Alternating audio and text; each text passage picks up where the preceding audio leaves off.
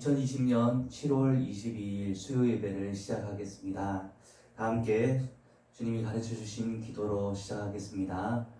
하늘에 계신 우리 아버지여, 이름이 거룩히 여김을 받으시오며 나라 임하옵시며 뜻이 하늘에서 이룬 것 같이 땅에서도 이루어지이다. 오늘날 우리에게 일용할 양식을 주옵시고 우리가 우리에게 죄 지은 자를 사하여 준 것 같이 우리 죄를 사하여 주옵시고 우리를 시험에 들게 하지 마옵시며 다만 악에서 구하옵소서. 대개 나라와 권세와 영광이 아버지께 영원히 있사옵나이다. 아멘. 다 함께 찬송가 545장 이 눈에 아무 증거 아니 보여도 함께 찬송하겠습니다.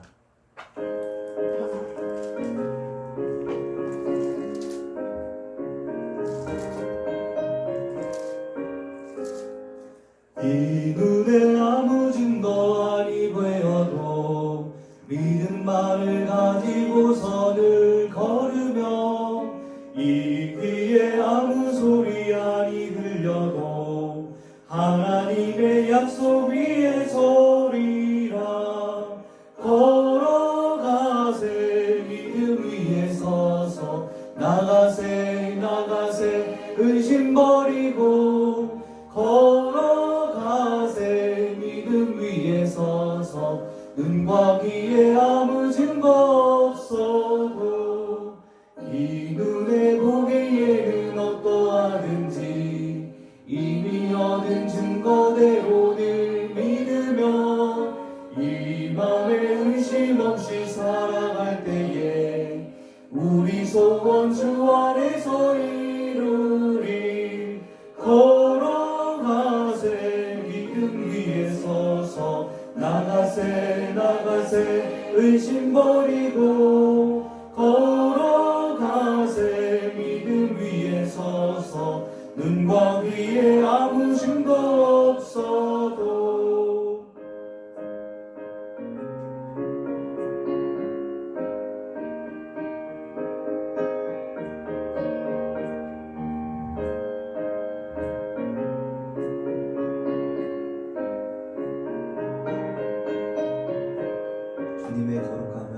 주님의 거룩함을 두고 맹세한 주 하나님 아버지는 참 이쁘다. 그 귀한 모든 약속 믿는 자에게 능치 못할 무슨 일이 있을까.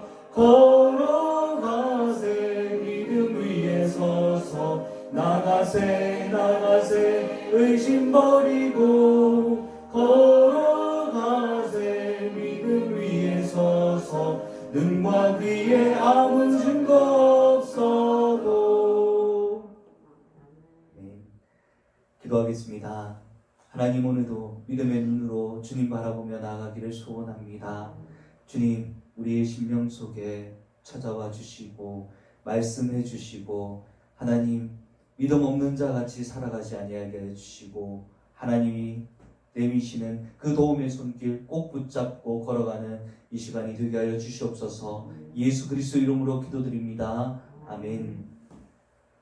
오늘 우리에게 주신 하나님의 말씀은 이사야서 7장 1절부터 12절 말씀입니다. 이사야 7장 1절부터 12절까지의 말씀입니다.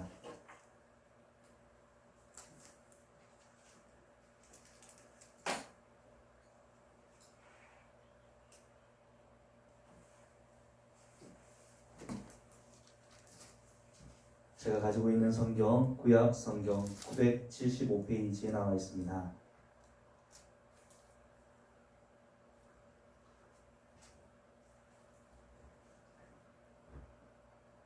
함께 합독하도록 하겠습니다. 우시아의 손자요 요담의 아들인 유다의 아하스 왕 때에 아람의 르신 왕과 르말리아의 아들 이스라엘의 데가 왕이 올라와서 예루살렘을 쳤으나 능히 이기지 못하니라. 어떤 사람이 다윗의 집에 알려 이르되 아람이 에브라임과 동맹하였다 하였으므로 왕의 마음과 그의 백성의 마음이 숲이 바람에 흔들림 같이 흔들렸더라. 그때 여호와께서 이사야에게 이르시되 너와 내 아들 스알 야숲은 윗못 수도 끝 세탁자의 밭 큰 길에 나가서 아하스를 만나 그에게 이르기를 너는 삼가며 조용하라. 르신과 아람과 르말리아의 아들이 심히 노할지라도 이들은 연기나는 두 부지깽이 그루터기에 불과하니 두려워하지 말며 낙심하지 말라. 아람과 에브라임과 르말리아의 아들이 악한 꾀로 너를 대적하여 이르기를 우리가 올라가 유다를 쳐서 그것을 쓰러뜨리고 우리를 위하여 그것을 무너뜨리고 다브엘의 아들을 그 중에 세워 왕으로 삼자 하였으나 주 여호와의 말씀이 그 일은 서지 못하며 이루어지지 못하리라. 대저 아람의 머리는 다메섹이요 다메섹의 머리는 느신이며 65년 내에 에브라임이 패망하여 다시는 나라를 이루지 못할 것이며 에브라임의 머리는 사마리아요 사마리아의 머리는 르말리아의 아들이니라. 만일 너희가 굳게 믿지 아니하면 너희는 굳게 서지 못하리라 하시니라. 여호와께서 또 아하스에게 말씀하여 이르시되 너는 내 하나님 여호와께 한 징조를 구하되 깊은 데에서든지 높은 데에서든지 구하라 하시니 아하스가 이르되 나는 구하지 아니하겠나이다. 나는 여호와를 시험하지 아니하겠나이다 한지라. 아멘. 지난 주일 예배에서 기원전 739년 우시아 왕이 죽던 해에 이사야가 하나님께 소명을 부여받는 장면을 함께 살펴보았었습니다. 하나님께서 맡기신 사명은 이사야가 생각했던 임무와 많이 다른 임무였습니다. 우시아 왕은 자신이 죽음을 맞이하기 10년 전 제사장이 드려야 했던 분향을 교만한 마음으로 자신이 드리다가 하나님께 저주를 받은 왕이었습니다. 나병에 걸리자 공동체에서 격리되어 생활해야 했기 때문에 이때부터는 왕의 임무를 정상적으로 수행할 수가 없었습니다. 그래서 자신의 아들이었던 요담을 왕으로 세워서 함께 공동으로 유다를 통치하였었습니다. 아들이었던 요담은 악한 왕은 아니었지만 부친이었던 우시아만큼 능력 있는 왕이 아니었습니다. 유다의 국력은 점점 쇠퇴해져 갔고 백성들은 서서히 우상과 그리고 타락한 문화에 젖어들기 시작했습니다. 이러한 상황 속에서 하나님의 부르심을 받은 이사야는 여호와께 돌아오라 말씀을 외치며 타락한 유다 백성을 하나님께로 돌이키는 사역을 하게 되리라 생각했을 것입니다. 그래서 하나님께서 누가 우리를 위해서 갈고 이렇게 하나님의 음성을 들었을 때에 그는 스스로 자원하였던 것입니다. 그러나 하나님이 이사야에게 맡기신 임무는 그의 생각과 많이 달랐습니다. 함께 이사야 6장 9절부터 10절 소명을 같이 한번 살펴보겠습니다. 여호와께서 이르시되 가서 이 백성에게 이르기를 너희가 듣기는 들어도 깨닫지 못할 것이요 보기는 보아도 알지 못하리라 하여 이 백성의 마음을 둔하게 하며 그들의 귀가 막히고 그들의 눈이 감기게 하라. 염려하건대 그들이 눈으로 보고 귀로 듣고 마음으로 깨닫고 다시 돌아와 고침을 받을까 하노라 하시기로. 어떤 임무입니까?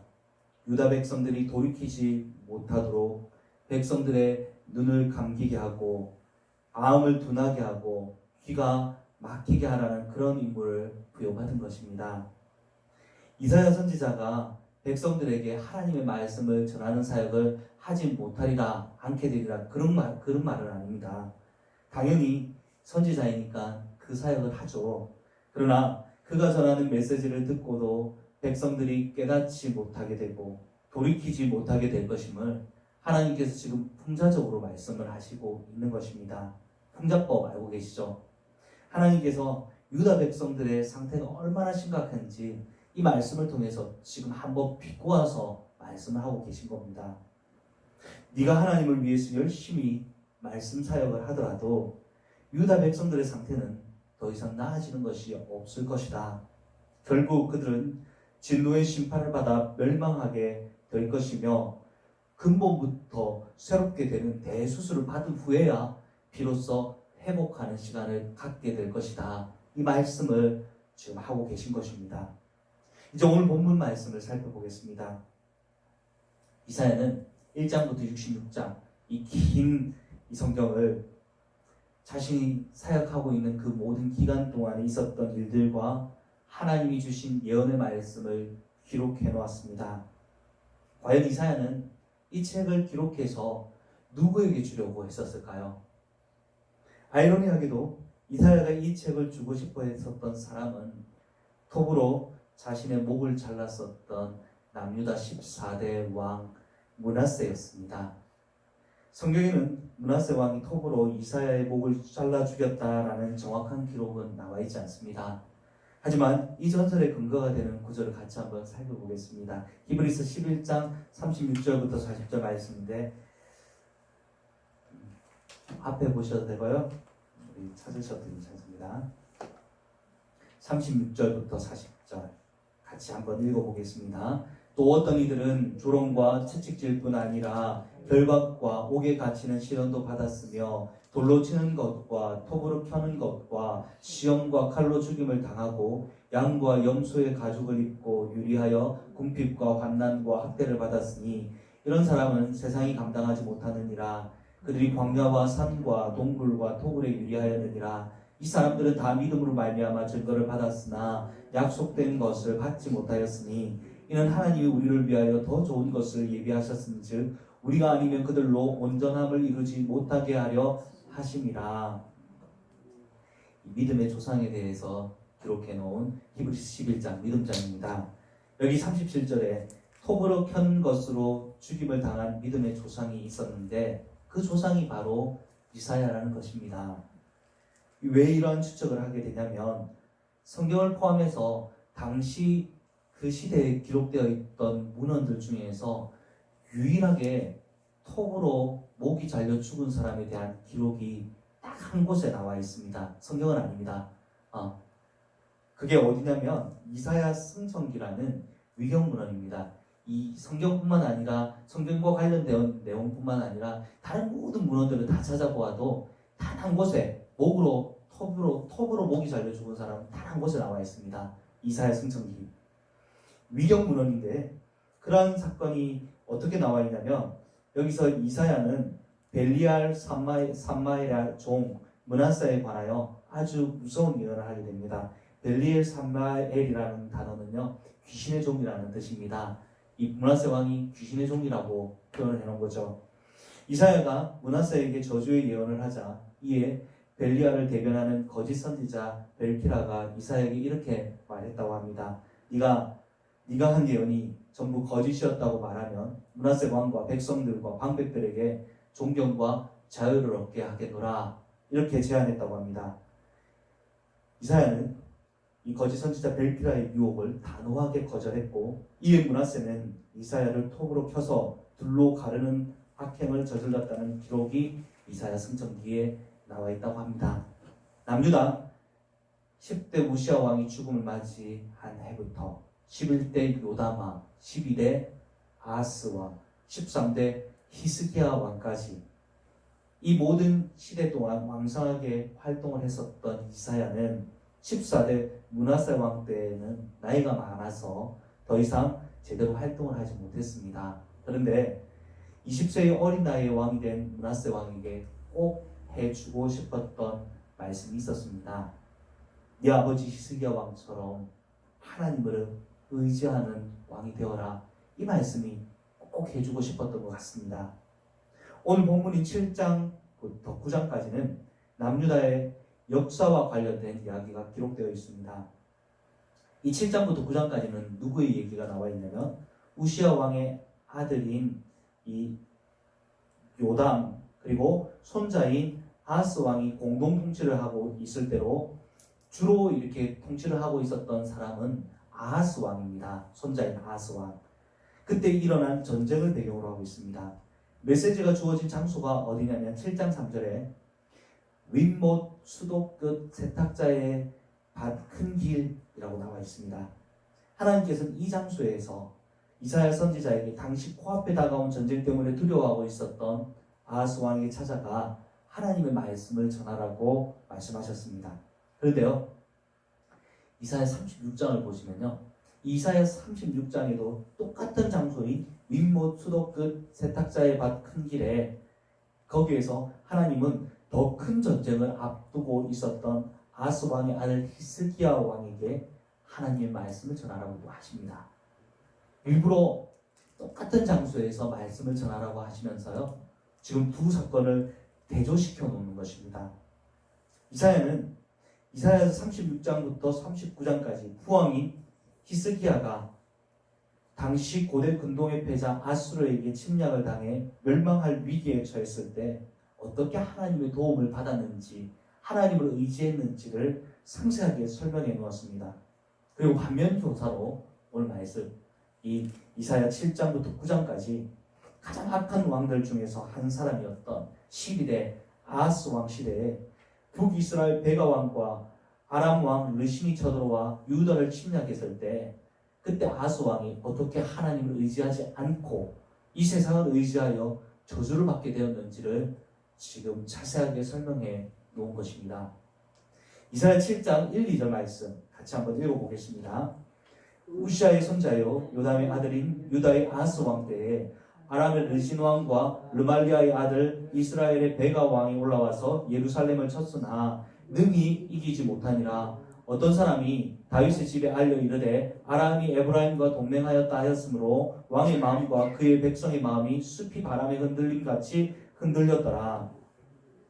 당시 국제 정세를 한번 살펴보면 고대 근동 지역에 있던 모든 나라들이 누구의 지배를 받고 있었냐면 아수르라는 나라의 지배를 받고 있을 때입니다. 아직 바벨론이 등장하지 않았을 때입니다.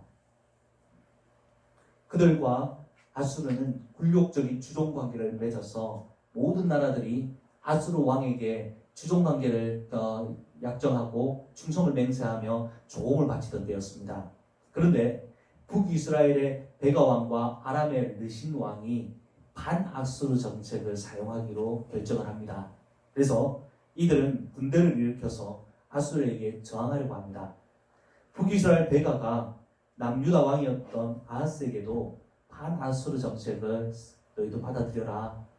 우리와 같이 올라가서 연합군을 형성해서 저 아수르를 치자라고 권유를 했습니다. 그런데 아하스는 친아수르 정책을 고수하며 베가 왕의 요청을 거절하게 됩니다. 이에 북이스라엘의 베가 왕과 아람의 르신 왕이 연합군을 형성해서 아수르가 아닌 누구를 치러 내려온 것입니까? 남유다를 치러 내려온 것입니다. 이 연합군은 사실 그렇게 강한 적은 아니었지만 당시 전쟁 경험이 없었던 아하스 왕은 두려움에 휩싸였습니다. 하나님은 이런 아하스 왕을 위해서 친히 이사야 선지자를 보내서 내가 유다를 지켜주겠으니까 줄 테니까 너희는 두려워하지 말라 말씀하셨습니다. 같이 3절부터 9절 말씀도 읽어보겠습니다. 그때 여호와께서 이사야에게 이르시되 너와 내 아들 스알 야숲은 윗모스도 끝 세탁자의 밭 큰 길에 나가서 아하스를 만나 그에게 이르기를 너는 삼가며 조용하라. 르신과 아람과 르말리아의 아들이 심히 노할지라도 이들은 연기나는 두 부지깽이 거루터기에 불과하니 두려워하지 말며 낙심하지 말라. 아람과 에브라임과 르말리아의 아들이 악한 꾀로 너를 대적하여 이르기를 우리가 올라가 유다를 쳐서 그것을 쓰러뜨리고 우리를 위하여 그것을 무너뜨리고 다브엘의 아들을 그 중에 세워 왕으로 삼자 하였으나 주 여호와의 말씀이 그 일은 서지 못하며 이루어지지 못하리라. 대저 아람의 머리는 다메섹이요 다메섹의 머리는 르신이며 65년 내에 에브라임이 패망하여 다시는 나라를 이루지 못할 것이며 에브라임의 머리는 사마리아요 사마리아의 머리는 르말리아의 아들이니라. 만일 너희가 굳게 믿지 아니하면 너희는 굳게 서지 못하리라 하시니라. 아멘. 하나님께서 뭐라고 말씀하십니까? 아하스 왕에게 더 이상 두려워하지 마라. 너는 두려워하지 말라. 두 나라의 침공은 실패로 끝날 것이다 말씀하고 있죠. 특히 북이스라엘은 65년 이내에 완전히 나라가 멸망하게 될 것이다 라는 말씀도 덧붙였습니다. 예언대로 이루어졌는지 역사를 살펴보면 북이스라엘이 멸망한 때가 여러분 언제입니까? 나라가 멸망한 때는 지금 기원전 722년 이 말씀이 주어졌을 때 한 10년 정도 뒤입니다. 하지만 65년 후를 살펴보면 기원전 670년경인데 이때 아수르가 어떤 정책을 사용하냐면 북이스라엘, 지금 멸망시킨 나라죠. 이 북이스라엘의 사마리아 수도죠. 이곳에 있는 유다 주민들을 모두 다 옮겨서 다른 곳으로 이주를 보내버립니다. 그리고 다른 나라에 포로로 잡혀왔었던 사람들을 전부 이방인들을 이 사마리아 땅에 거주하게 상주시키는 것이었습니다. 이 정책을 사용함으로 완벽하게 65년 내에 에브라임이 패망하여 다시는 나라를 이루지 못하리라 라는 말씀을 이루게 되는 것입니다. 하나님은 아스 왕이 구하지 않았는데도 불구하고 선지자를 미리 보내셔서 먼저 도움을 주시겠다라고 하나님이 손을 내미셨습니다. 아스 왕의 믿음이 없다는 것을 잘 알고 계신 하나님께서는 왕에게 믿음을 가질 수 있도록 징조를 구해라. 그러면 내가 그 징조를 이루어 주므로 너에게 확신을 주겠다라고 말씀까지 하셨습니다. 과연 아하스 왕은 이 하나님의 손을 붙잡을까요? 우리 같이 한번 아하스 왕의 반응을 보겠습니다. 10절부터 12절입니다. 여호와께서 또 아하스에게 말씀하여 이르시되 너는 내 하나님 여호와께 한 징조를 구하되 깊은 데에서든지 높은 데에서든지 구하라 하시니 아하스가 이르되 나는 구하지 아니하겠나이다. 나는 여호와를 시험하지 아니하겠나이다 한지라. 놀랍게도 아하스 왕은 하나님이 징조를 구하면 이 징조를 이루어 주시겠다라고 말씀하시는데도 불구하고 나는 구하지 않겠다라고 말을 합니다. 이유가 무엇이었습니까? 여호와를 시험하지 않겠다라는 말을 하죠. 어떻게 보면 굉장히 믿음으로 말하는 것처럼 들리기도 합니다. 무슨 마음으로 왕은 이런 대답을 했을까요? 1번 겸손한 마음으로, 2번 내가 하고 싶은 대로 하겠다. 몇 번일 것 같습니까? 2번입니다. 네. 감사합니다. 정답은 2번 내가 하고 싶은 대로 하겠다입니다. 아하스 왕은 하나님께 도움을 받는 대신에 무엇을 선택했냐면 사실 이미 이 말씀을 했을 때 어떤 일을 먼저 벌여놨냐면 아하스로 왕에게 사람을 보내어서 많은 재물을 은금을 주고 우리나라를 지켜달라고 이미 요청을 한 상태였습니다. 이 요청을 한 상태니까 하나님의 도우심을 하나님이 도와주신다고 말씀을 하셨음에도 불구하고 하나님의 도움을 거절하고 이 아하스로 왕을 선택한 것입니다. 이해가 되십니까, 여러분? 하나님이 도와주신다라고 말씀을 하셨는데도 불구하고 그 하나님의 도움을 거절하고 오히려 세상을 의지하는 이 아수르 왕의 마음이 여러분 이해가 되십니까? 잘 이해가 안 되죠? 하나님의 입장에서 생각해 보시면 하나님은 어떻게 생각하셨겠습니까? 굉장히 괘씸하기도 하고 또 안타깝기도 하셨을 것입니다. 제가 사실은 굉장히 이해가 안 되고 또 참 한심하다라고 생각을 했다가도 이 상황을 저 자신에게 한번 적용을 한번 시켜봤습니다. 나는 어떤지, 내가 아하스 왕처럼 혹시 행동하거나 살았던 적은 없는지 한번 생각해 보니까 너무 많은 겁니다. 제가 참 이해가 안 됐는데, 아하스 왕은 지금은 이 성경을 읽으면서 이해가 안 되는데, 그런데 나 자신이 어떻게 했는지를 살펴보니까 아하스 왕이 너무 잘 이해가 되는 겁니다. 여러분, 도무지 이해할 수 없는 아하스 왕의 행동을 혹시 내가 하고 있는 건 아닌지 한번 생각해 봅시다. 나를 늘 돕고 싶어 하시는 하나님의 은혜를 외면한 채 말라 비틀어진 부두부지깽이 같은 것들을 의지했었던 내 모습이 혹시 생각나시는 분이 있으시다면 저와 함께 회개하는 시간을 가졌으면 좋겠습니다. 늙은 이사야 선지자는 어린 므낫세 왕에게 내 할아버지 아하스처럼 아수르 왕을 의지하지 말고 너를 사랑하시며 너를 지키시는 신실하신 여호와 하나님만을 의지하라고 말씀하고 싶었던 것입니다. 여러분, 하나님을 의지하시는 저와 여러분이 되시기를 주님의 이름으로 축복합니다. 아멘. 오늘 말씀을 생각하면서 같이 기도하겠습니다. 하나님 아버지 감사합니다. 주님, 오늘 아하스 왕의 선택을 우리가 살펴보았습니다. 하나님,